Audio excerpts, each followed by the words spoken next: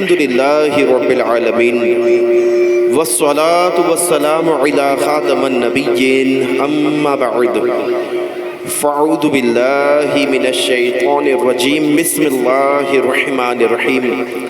میرے ساتھ مل کر بآواز بلند درود پاک کی یہ چار شیگے جس انداز سے میں پڑھ رہا ہوں آپ بھی سن کر اس انداز میں دہرا لیجئے گا۔ الصلاۃ والسلام علیکہ یا رسول اللہ، بلند آواز سے پڑھ لیجئے انشاءاللہ، اس کی فضیلت بھی عرض کروں گا۔ یعنی آپ کا یہ پڑھنا نفع سے فائدے سے خالی نہ ہوگا، آپ پڑھ لیجئے انشاءاللہ، پھر فائدہ عرض کرتا ہوں۔ الصلاۃ والسلام علیکہ یا رسول اللہ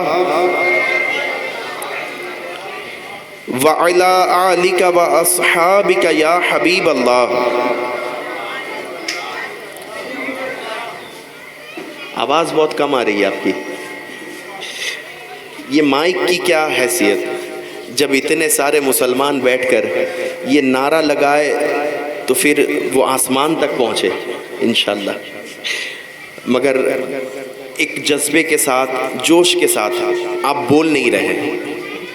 آپ خود غور کریں، اپنے آواز پر تھوڑی سی اور زور لگائیں اور بلند آواز سے اللہ پاک کے پیارے حبیب صلی اللہ علیہ وسلم پر درود پاک محبت اور عقیدت کے ساتھ پڑھ لیجئے۔ الصلاۃ والسلام علیکہ یا رسول اللہ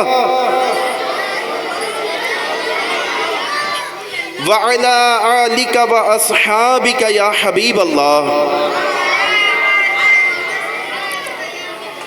الصلاۃ والسلام علیکہ یا نبی اللہ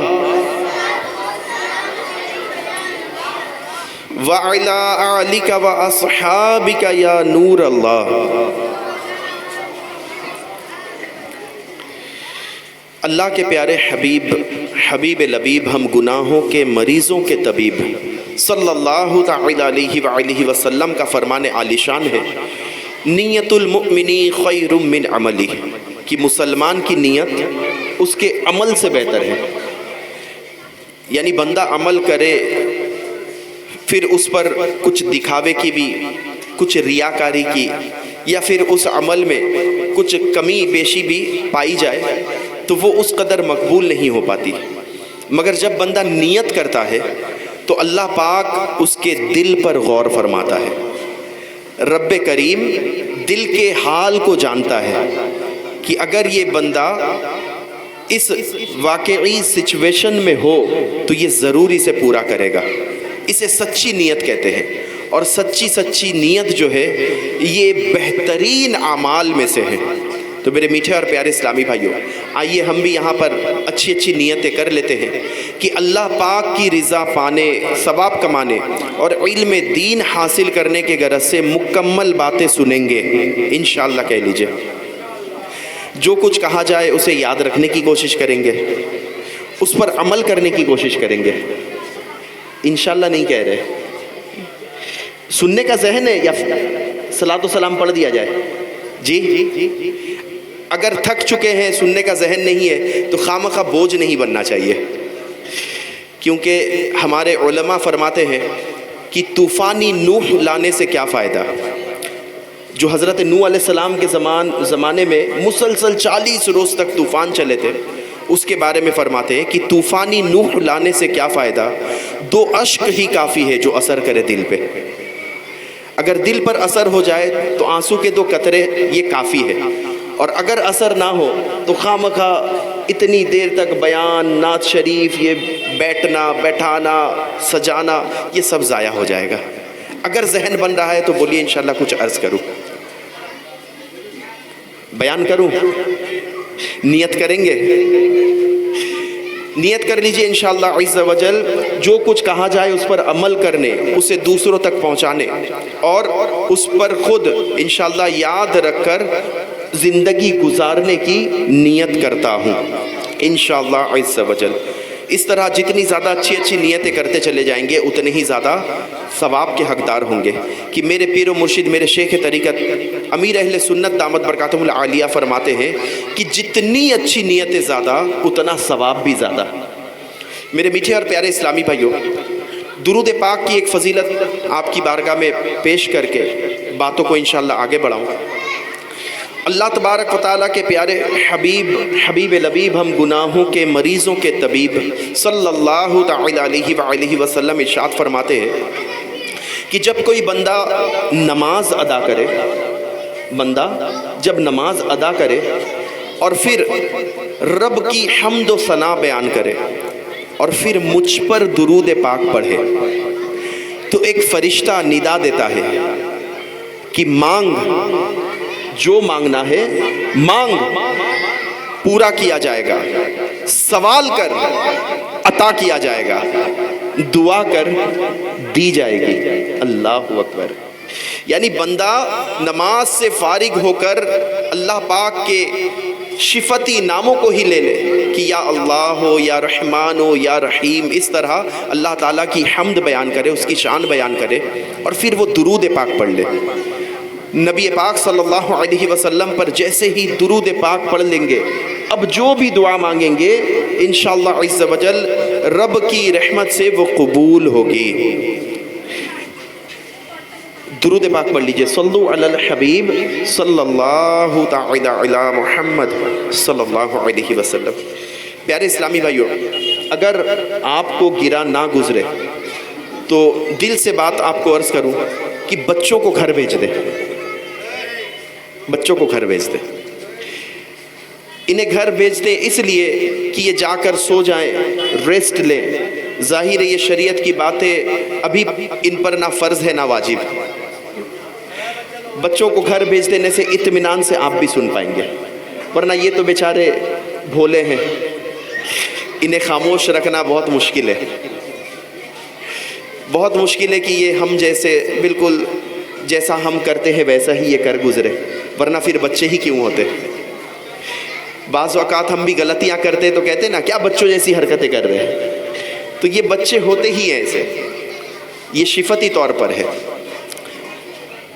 بہرحال اگر سننے کا ذہن ہو، باشعور بچہ ہو تو انہیں ضرور رکھیں۔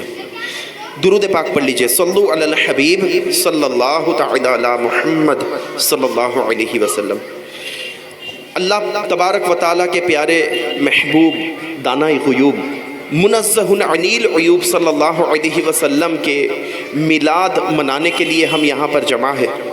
میلاد کی محفل ہے اور یقیناً میلاد کیوں نہ منائے، حضور کی تعریفیں کیوں نہ بیان کرے کہ اور کوئی اگر رب کے تخلیق میں آپ کے نظر میں ہو حضور سے بڑھ کر تو آپ بتا دیجئے، پھر انشاءاللہ ان کی بات کریں۔ رب نے خود تخلیق فرما کر خود ہی اعلان فرما دیا کہ اللہ تبارک و تعالیٰ کے تمام تخلیق میں حضور سے زیادہ بہترین کوئی شے نہیں، نہ کسی کو رب نے پہلے بنایا نہ کسی کو بعد میں ایسا بنائے گا۔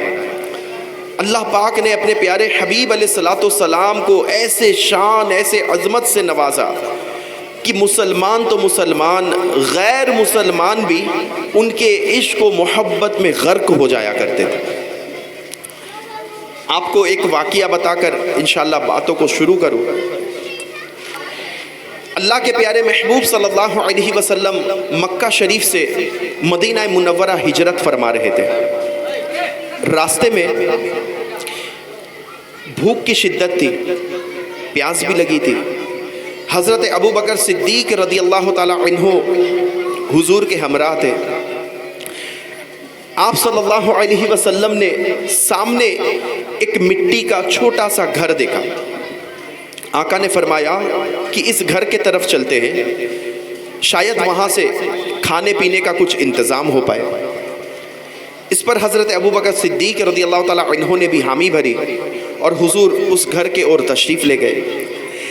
جیسے ہی گھر میں آقا علیہ السلام پہنچے، دروازے کے پاس ایک چھوٹا سا بچہ آیا اور اس بچے نے آ کر اللہ کے پیارے محبوب صلی اللہ علیہ وسلم کو دیکھا، پہچانتا نہیں تھا، دیکھ کر اپنے ماں کو چیخ کر بلایا کہ امی یہاں دیکھیے کہ ہمارے گھر کون آیا ہے۔ ان کی والدہ جو بنی خزاع کی ایک خاتون تھی جن کا نام تھا عتیقہ، اور یہ معبد کے نام سے مشہور تھی. یہ باہر آئی اور آ کر عرض کرنے لگی کہ میں آپ کی کیا خدمت کر سکتی ہوں. اللہ کے پیارے حبیب صلی اللہ علیہ وسلم نے ارشاد فرمایا کہ اگر آپ کے پاس کھانے کے لیے کچھ موجود ہے تو ہمیں پیش کریں. یہ خاتون کہنے لگی کہ ہم عرب والے ہیں اور عرب والے مہمان نوازی کو اپنی شان سمجھتے ہیں, یہ بہت اچھا جانتے ہیں. اگر میرے پاس کھانے کے لیے کوئی بھی شے ہوتی تو میں آپ کو ضرور دیتی, مگر غربتی کا حال یہ ہے کہ میرے گھر میں کچھ بھی موجود نہیں. اللہ اکبر. اتنے میں پیارے آقا صلی اللہ علیہ وسلم نے اپنے نظروں کو پھیرا تو دروازے کے پاس ایک بکری بندھی ہوئی تھی.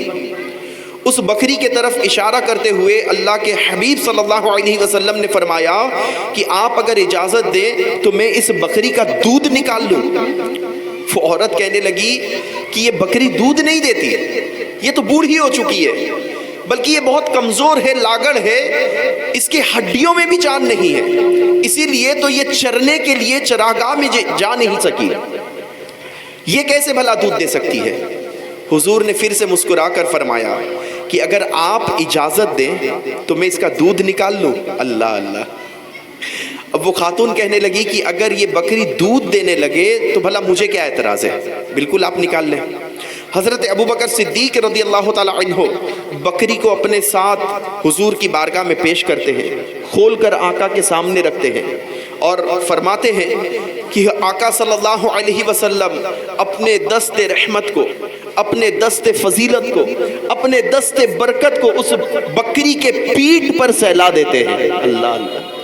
اس بکری کے پیٹھ پر آقا علیہ الصلوۃ والسلام کا دست مبارک کیا رکھنا تھا. حدیث پاک کا جملہ ہے کہ وہ بکری اپنے ٹانگوں کو پھیلا دیتی ہے اور اس کے تھن میں دودھ اتر آتا ہے. اللہ اکبر. آقا علیہ الصلوۃ والسلام دودھ نکالتے ہیں, اس بچے کو پلاتے ہیں, ان کی ماں بھی پیتی ہے, ابوبکر صدیق رضی اللہ تعالی عنہ بھی نوش فرماتے ہیں, حضور علیہ الصلوۃ والسلام بھی نوش فرماتے ہیں, اور سبوں کے پینے کے بعد بکری کے تھن میں دودھ ویسے کا ویسا ہی رہتا ہے. اللہ اکبر. سرکار علیہ الصلوۃ والسلام وہاں سے تشریف لے جاتے ہیں. اس خاتون کے گھر میں ایک الگ ہی رونق, ایک خوشبو اور ایک نور سا مہک اٹھا. جب ان کے شوہر ان کے گھر آئے تو کہنے لگے کہ کیا بات ہے, آج ہمارے اس ٹوٹے پھوٹے مٹی کے گھر میں ایک الگ رونق محسوس ہو رہی ہے, الگ سی خوشبو ہے, آخر بات کیا ہے. اب ان کے بیوی نے حضور کے شان میں ایک طویل قصیدہ پڑھ دیا, آقا کی تعریف میں ایک طویل قصیدہ پڑھ دیا کہ ہمارے گھر ایک شخصیت تشریف لائے تھے جن کا نام مبارک تھا. یعنی حضور کا نام انہوں نے نہیں پوچھا, اپنے طور پر انہوں نے ان کا نام مبارک رکھ دیا کہ یہ آئے تو ہماری بکری دودھ دینے لگی. یعنی ایسے مبارک شخصیت تھے اور حضور کی تعریف بیان کرنے لگے. جب ان کے شوہر نے تعریف سنی تو کہا کہ تم نے میرے ساتھ زیادتی کی, مجھے بلا لیتے, میں بھی ان کی زیارت کر لیتا. اللہ اللہ. اب شوہر کہنے لگا کہ آئندہ میں اپنے بکریوں کو لے کر زیادہ دور نہ جاؤں گا, بلکہ قریب قریب ہی بکریوں کو چراؤں گا. دوبارہ اگر مبارک ہمارے گھر آئے تو مجھے ضرور بلا لینا. اب ان کے گھر میں روزانہ یہ معمول ہو گیا کہ جب بھی ان کے شوہر شام کو کام سے واپس گھر تشریف لاتے اور ان کی بیوی کھانا وغیرہ انہیں پیش کرتی تو وہ کھانا دور کر کے بتاتے کہ پہلے مبارک کی تعریف کرو, ان کے بارے میں مجھے سناؤ, ان کی باتیں بتاؤ, ان کے نام کا جو قصیدہ تم نے لکھا وہ پڑھ کر بتاؤ, پھر کھانا کھاؤں گا. اللہ اکبر. گویا کہ اگر محبت کے لہجے میں کہہ لوں, اگر سنی لہجے میں کہہ لوں, اگر عام زبان میں کہہ لوں تو روزانہ ان کے گھر میں میلاد کی محفل ہوتی تھی. روزانہ میلاد کی محفل, حضور کی تعریف بیان کی جا رہی ہے نا. اور جب تک میلاد نہ ہو تو کوئی کھانا بھی نہیں کھاتا, نہ بچہ کھاتا, نہ ماں کھاتی, نہ باپ کھاتا. اللہ اللہ. کیا نظام بن چکا تھا. اور حال کیا تھا؟ حال یہ تھا کہ اب تک یہ مسلمان نہیں ہوئے تھے, صرف حضور کو دیکھ کر ان کی تعریف بیان کر رہے تھے. کئی دن گزر گئے. اب یہ خاتون مدینہ منورہ کے بازار میں اپنے بچے کو ساتھ لے کر کچھ خریداری کرنے کے غرض سے گئی. جب وہاں پہنچی تو بچے نے حضرت ابوبکر صدیق رضی اللہ تعالیٰ عنہ کو دیکھا. دیکھ کر جذبے سے امڑتے ہوئے بلند آواز سے اپنے ماں کو پکار کر کہا کہ امی وہ دیکھیے، یہ وہی ہے جو اس دن مبارک کے ساتھ ہمارے گھر آئے تھے. اللہ. ماں دوڑ کر جاتی ہے، جا کر ابوبکر رضی اللہ تعالیٰ عنہ سے کہتی ہے کہ مبارک کہاں ہے؟ اب انہیں کیا پتا کہ بارش ہو رہی ہے، آپ آ جائیں، سائیڈ آ جائیں، شیڈ کے نیچے آ جائیں، بچے بھی آ جائیں.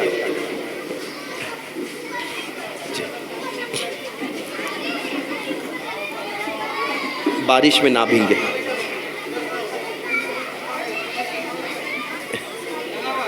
جی ماشاءاللہ. تو اب معاملہ یہ ہوا کہ حضرت ابوبکر صدیق رضی اللہ تعالیٰ عنہ تو پہلی مرتبہ یہ نام سن رہے تھے. آپ کو تو نہیں پتا تھا کہ کون مبارک، کیونکہ اس خاتون نے اپنے طور پر ان کا نام رکھا تھا. تو بتانے لگے کہ کون مبارک. وہ خاتون کہتی ہے وہی جو اس دن ہمارے گھر تشریف لائے تھے اور جنہوں نے اپنا دست مبارک بکری کے پیٹھ پر پھیرا تھا. اللہ اللہ. یہ سنتے ہی ابوبکر صدیق رضی اللہ تعالیٰ عنہ فرمانے لگے کہ اچھا آپ ہمارے آقا کی بات کر رہے ہیں، چلیے ان کی بارگاہ میں آپ کو لے چلوں. جب یہ خاتون حضور علیہ الصلوۃ والسلام کی بارگاہ میں پہنچتی ہے، صحابہ کرام علی رضوان کی عقیدت، ان کی محبت اور ان کے جرمٹ کو دیکھتی ہے تو انہیں پتہ چلتا ہے کہ یہ شخصیت کون ہے. اللہ اللہ. یہ رب کے حبیب ہے، دو جہاں کے والی ہے، مالک کونین ہے. اللہ اکبر. یہ سنتے ہی وہ فوراً کلمہ پڑھ کر مسلمان ہو جاتی ہے. سعادت مندی. رب نے مقدر کو کیسے تبدیل فرمایا. اور صرف وہ نہیں بلکہ ان کے بچے بھی کلمہ پڑھ کر مسلمان ہو جاتے ہیں. اب یہ خوشی خوشی اپنے گھر واپس آتی ہے اور آ کر کہتی ہے کہ ابو کو میں بتاؤں گی کہ آج ہم اس مبارک کے حجرہ مبارک کو دیکھ کر آئے ہیں. اللہ. اب بچہ یہ کہتا ہے کہ امی پہلے تو میں نے دیکھا تھا، ابو کو میں بتاؤں گا. ماں کہتی ہے نہیں نہیں بیٹا تم نہیں، میں بتاؤں گی، مجھے بتانے دو. اب یہ دونوں آپس میں باتیں ہی کر رہے تھے، اتنے میں شوہر آ کر کہنے لگا کہ آج گھر پھر سے مہک اٹھا، آج پھر سے گھر میں ایک الگ چمک ہے، ایک نور سچ آیا ہے، رحمتیں برس رہی ہے. کیا بات ہے؟ کیا مبارک پھر تشریف لائے تھے؟ کہا نہیں نہیں، آج ہم مبارک کے حجرے سے واپس آئے ہیں اور ایمان قبول کر کے آئے ہیں. اللہ اکبر. ان کے شوہر بھی ایسے عقیدت مند ہو چکے تھے کہ فوراً انہوں نے بھی کلمہ پڑھا اور دین اسلام میں داخل ہو گئے. میرے میٹھے اور پیارے اسلامی بھائیوں، اس خاتون نے اللہ کے پیارے محبوب صلی اللہ علیہ وسلم کی شان میں جو قصیدہ لکھا اس میں بہت طوالت ہے اور حضور کے سر کے بال اقدس سے لے کر کے نالین شریف تک کا ذکر ہے. ہر چیز کی، ہر شے کی تعریف انہوں نے کی، مگر دو جملے جو انہوں نے لکھے وہ آپ کی بارگاہ میں عرض کروں. یہ خاتون لکھتی ہے کہ جب وہ دور سے آ رہے تھے تو بہت حسین و جمیل لگ رہے تھے. جب دور سے آ رہے تھے تو بہت حسین و جمیل لگ رہے تھے، جب وہ قریب آ گئے تو اور زیادہ خوبصورت لگنے لگے. اللہ اللہ. یعنی آپ نے غور کیا ہوگا کہ بعض لوگ دور سے اچھے لگتے ہیں، ان کا چہرہ، ان کی قد کاٹھی، جب قریب آتے ہیں تو کچھ نقص ظاہر ہو جاتے ہیں، کچھ عیب ہمیں نظر آنے لگتے ہیں. اور کچھ تو ایسے بھی لوگ ہوتے ہیں جن کے سیرت میں بھی یہ معاملہ ہوتا ہے کہ دور دور یہ بڑے ٹھیک لگتے ہیں، مگر جیسے ہی ان کے ساتھ رشتہ داری کی جائے، کاروبار کیا جائے، قریب آیا جائے تو پھر پتہ چلتا ہے کہ ان کے اخلاق اتنے درست نہیں ہیں. تو یہ خاتون اس دو جملے سے کیا کچھ بیان کرتی جا رہی ہے. اللہ اکبر. علماء فرماتے ہیں کہ جنہوں نے حضور پاک صلی اللہ علیہ وسلم کو قریب سے دیکھا انہوں نے بھی حضور کی تعریف کی، اور جنہوں نے دور سے دیکھا انہوں نے بھی تعریف کی. قریب سے دیکھنے والے حسان بن ثابت رضی اللہ تعالیٰ عنہ تھے. ابھی ہمارے نعت خواں اسلامی بھائی بتا رہے تھے نا، حضرت حسان بن ثابت رضی اللہ تعالیٰ عنہ یہ حضور کی بارگاہ میں مشہور نعت گو شاعر تھے، اور ان کے علاوہ 70 صحابہ کرام علیہم رضوان ایسے تھے جو آقا علیہ الصلوۃ والسلام کی بارگاہ میں نعت خوانی کیا کرتے تھے. جی حضرت حسان بن ثابت رضی اللہ تعالی عنہ نے قریب سے دیکھ کر حضور کی تعریف بیان کی. کیا کہا؟ فرماتے ہیں وَأَحْسَنُ مِنْكَ لَمْ تَرَ قَطُّ عَيْنِي وَأَجْمَلُ مِنْكَ لَمْ تَلِدِ النِّسَاءُ خُلِقْتَ مُبَرَّأً مِنْ كُلِّ عَيْبٍ كَأَنَّكَ قَدْ خُلِقْتَ كَمَا تَشَاءُ. کہ اے محبوب صلی اللہ علیہ وسلم، آپ جیسا حسین و جمیل میری آنکھوں نے کبھی دیکھا ہی نہیں. اللہ اکبر. دیکھتی بھی کیسے؟ فرماتے ہیں کہ آپ جیسا کسی ماں نے آج تک جنا ہی نہیں. فرماتے ہیں کہ آپ اس طرح سے دنیا میں تشریف لائے جس انداز سے آپ تشریف لانا چاہتے تھے، رب نے آپ کو ویسے ہی بھیجا. اللہ اکبر. یہ قریب سے دیکھنے والے نے کہا، اور جنہوں نے دور سے دیکھا 1400 صدی کے بعد، انہوں نے کیا کہا؟ انہوں نے کہا کہ بلبل نے گل ان کو کہا. یعنی بلبل کی انتہائی پرواز جو ہے وہ گل ہے، اس سے آگے تو وہ سوچ بھی نہیں سکتی. تو بلبل نے بھی انہیں گل کہہ دیا. بلبل نے گل ان کو کہا، کمری نے سرو جافزا، حیرت نے جھنجلا کے کہا یہ بھی نہیں وہ بھی نہیں. خورشید تھا کس زور پر، کیا بڑھ کے چمکا تھا کمر، بے پردہ جب وہ رخ ہوا یہ بھی نہیں وہ بھی نہیں. اللہ اللہ. یعنی چاند کی چمک اور سورج کی دمک، یہ سارا ہی کچھ آقا علیہ الصلوۃ والسلام کے حسن و جمال کے آگے زم ہے، ان کے آگے پھیکے ہے، کچھ بھی نہیں. جنہوں نے قریب سے دیکھا وہ ابو ہریرہ رضی اللہ تعالی عنہ فرماتے ہیں کہ ایک چاندنی رات میں حضور علیہ الصلوۃ والسلام اپنے جسم اطہر پر ایک کالے رنگ کے چادر کو اوڑھے ہوئے باہر تشریف لائے. اللہ اللہ. فرماتے ہیں کہ یہ 14ویں کی چاند تھی، یہ 14ویں کی چاند تھی، پورے آب و تاب میں آسمان میں چمک رہی تھی. میں کبھی اس چاند کو دیکھتا، کبھی حضور کو دیکھتا، کبھی چاند کو دیکھتا، کبھی حضور کو دیکھتا، اور پھر میں نے فیصلہ کیا کہ نہیں، میرے حضور سے بڑھ کر حسین و جمیل کوئی نہیں، یہ چاند بھی نہیں. فرماتے ہیں کہ آقا علیہ الصلوۃ والسلام کی شان ایسی ہے کہ قمر کی خوبصورتی، چاند کی حسن، یہ آقا کے آگے زم ہے، اس کے آگے کچھ بھی نہیں. قل قمری لیلتن بدری لم ارا قبلہ ولا بعدہ مثلہ. حضور کے تو مثل کا ہی کوئی نہیں، چاند کتنا ہی آب و تاب میں کیوں نہ بڑھ کے. اللہ اللہ. اور جنہوں نے دور سے دیکھا وہ پیر مہر علی بھی بول اٹھے.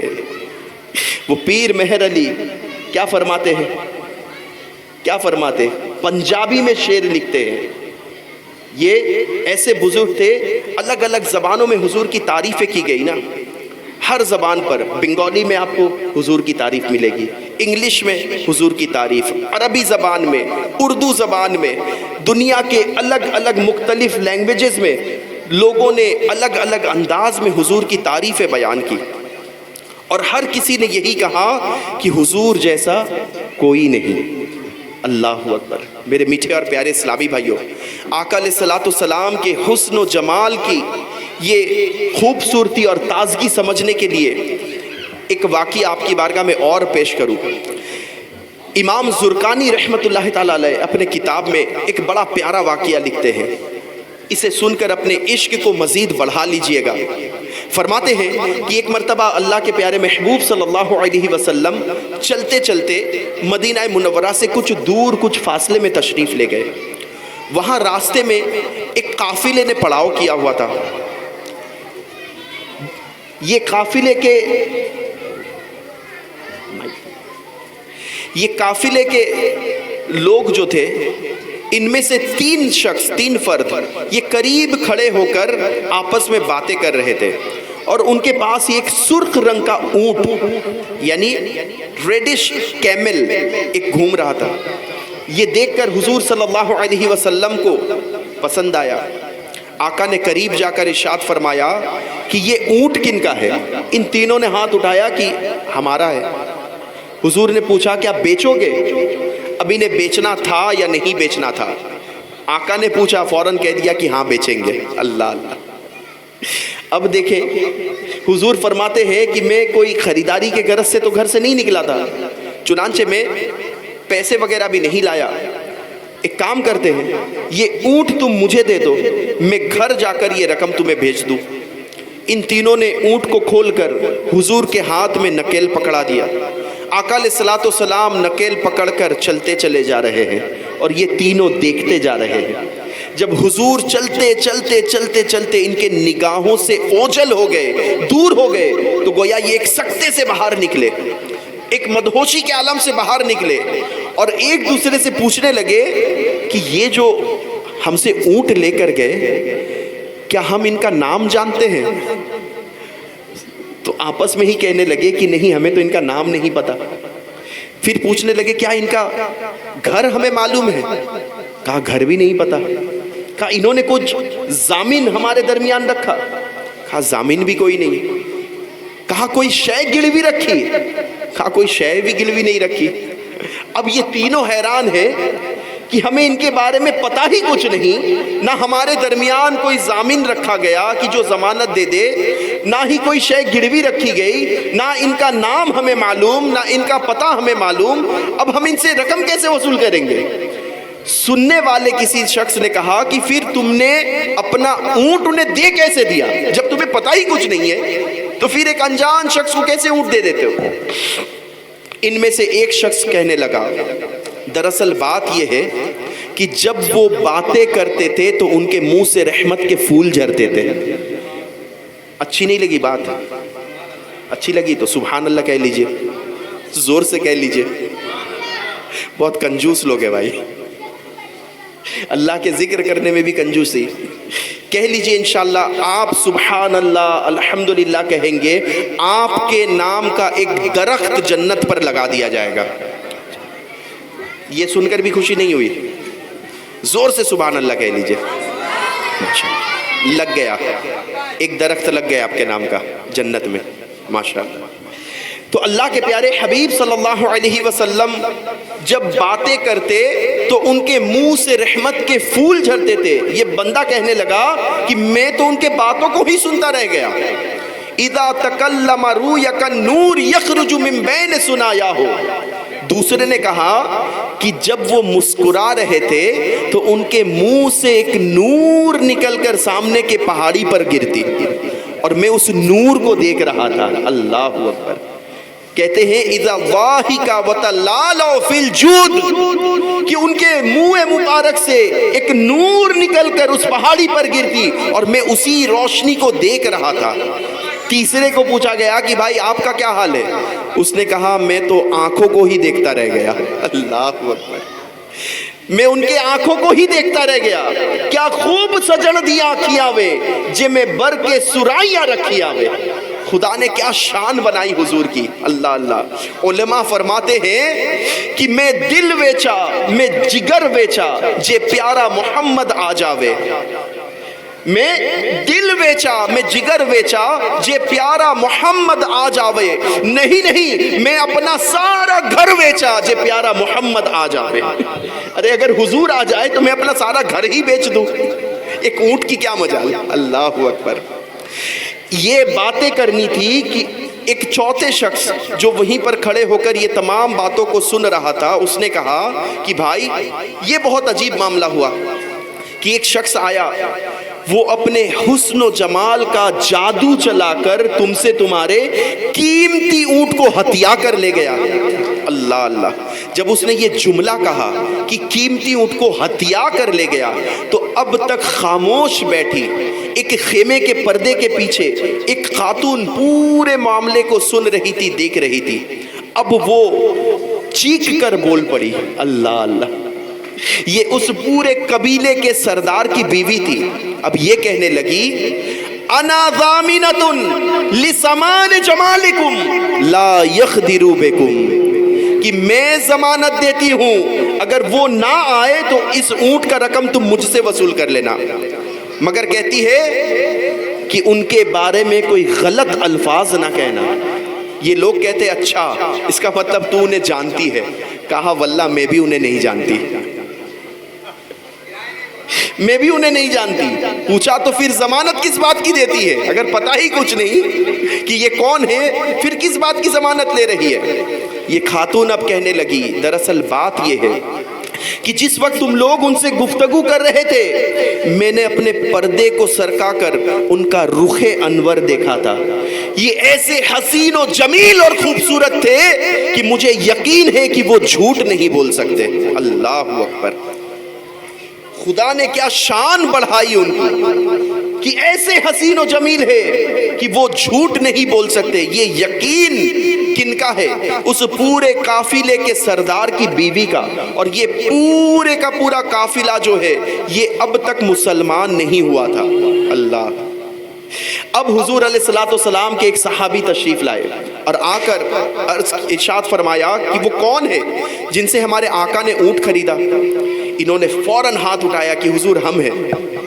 فرمایا کہ یہ آقا علیہ الصلوۃ والسلام نے تمہارے اونٹ کی قیمت تمہیں ادا کی اور ساتھ ہی کچھ کھجوریں بھی بھیجی تمہارے دلوں کو خوش کرنے کے لیے. اللہ اکبر. اب ان لوگوں نے فوراً کہا کہ حضور اس اونٹ کو بیچنے کی بات تو رہنے دیجئے، ہم تو خود ان کے حسن و جمال کے آگے بک چکے ہیں. ہمیں ان کے پاس لے چلیے. وہ کون ہے؟ ہم ان سے ملاقات کرنا چاہتے ہیں. آقا کی بارگاہ میں پہنچے اور کلمہ پڑھ کر مسلمان ہو گئے. یہ پورے کا پورا وفد طارق نام تھا، یہ پورا وفد اٹھا اور حضور کی بارگاہ میں جا کر کلمہ پڑھ کر دارہ اسلام میں داخل ہوا. میرے میٹھے اور پیارے اسلامی بھائیو، اس پورے وفد میں کم و بیش 1000 لوگ موجود تھے جو حضور کو فقط دیکھ کر مسلمان ہو گئے. اللہ تبارک و تعالیٰ نے اپنے پیارے حبیب صلی اللہ علیہ وسلم کے حسن و جمال کو ایسے کمال درجے کا بنایا. اللہ اکبر. حج کا موقع ہے، تمام حاجی جمع ہے، عرفات کا میدان، اور وہاں پر ایک صحابی رسول اٹھ کر کھڑے ہوئے، حضرت ابو طفیل رضی اللہ تعالی عنہ. اور کھڑے ہو کر آپ نے ارشاد فرمایا کہ آج اس پورے روئے زمین پر کوئی بھی ایسا نہیں جس نے اپنے نگاہوں سے حضور کو دیکھا ہو، جنہوں نے ان کی زیارت کی ہو، سوائے میرے. یعنی میں آخری وہ صحابی ہوں جنہوں نے حضور علیہ الصلوۃ والسلام کی سامنے سے زیارت کی. اگر تم میں سے کوئی بھی کچھ بھی جاننا چاہے تو مجھ سے سوال کر لے. اللہ اکبر. دیکھیں حج کا ایک عظیم موقع ہے. اتنے بڑے مجمع میں، اتنے بڑے تعداد میں جتنے تابعی بزرگ موجود ہیں، ان کے سامنے ایک صحابی کہہ رہے ہیں کہ جو پوچھنا ہے پوچھ لو. اب حج کے موقع پر کیا پوچھیں گے؟ میدان عرفات کا جو عمل ہے وہ پوچھیں گے. مینا میں کیا کرنا ہے، مزدلفہ میں کیا کرنا ہے، کس طرح صفا و مروہ کی سعی کرنی ہے، کس طرح رمل کرنا ہے، کس طرح کعبے کا طواف کرنا ہے. یہی سب معاملات جو ہے یہ پوچھ کر صحیح انداز میں کرنا، یہی ذہن میں آتا ہے کہ یہی سوال ہو. کیونکہ دیکھیں ایک نارمل سی بات میں آپ کو عرض کروں، حج تو زندگی میں ایک ہی بار فرض ہے، وہ بھی شرائط پائے جانے پر. ہے یا نہیں ہے بتائیے جی، زور سے بتا دیجئے. ہے نا؟ شرائط پائے جانے پر زندگی میں ایک مرتبہ حج فرض ہے. مگر ہر سال عید کی نماز ہم ادا کرتے ہیں نا، یہ واجب نماز عید کی ہر سال ادا کرنے سے پہلے امام صاحب طریقہ بتاتے نہیں بتاتے، مگر اس کے باوجود بھی کچھ لوگ غلطی کر جاتے ہیں. ہر سال پڑھتے ہیں پھر بھی غلطی کرتے ہیں. تو جو عمل سال میں ایک مرتبہ پلٹ کر آئے، اس کو بتا کر سمجھا کر کرنے کے باوجود غلطیاں پائی جاتی ہے، تو جو عمل زندگی میں ایک بار کرنے کا حکم ہو، اس پر تو کتنی زیادہ احتیاط ضروری ہے، کتنی زیادہ سیکھنے کی، سمجھنے کی اور پھر اس پر عمل کرنے کی ضرورت ہے. تو ذہن تو یہی کہہ رہا ہے کہ وہاں پر سوال ہی یہ کیا جائے کہ حضور علیہ الصلوۃ والسلام نے اپنے حج مبارک کے تمام اراکین کو کیسے ادا کیے، یہی پوچھا جاتا. مگر قربان جائیے پوچھنے والے پر. سوال کیا پوچھا سنیے. یہ تمام عقیدت مند جتنے بھی سرکار علیہ الصلوۃ والسلام کے عشاق تھے، انہوں نے بیک زبان ہو کر اس صحابی رسول حضرت ابو طفیل رضی اللہ تعالی عنہ سے پوچھا کہ یہ بتائیے کہ ہمارے آقا دکھتے کیسے تھے.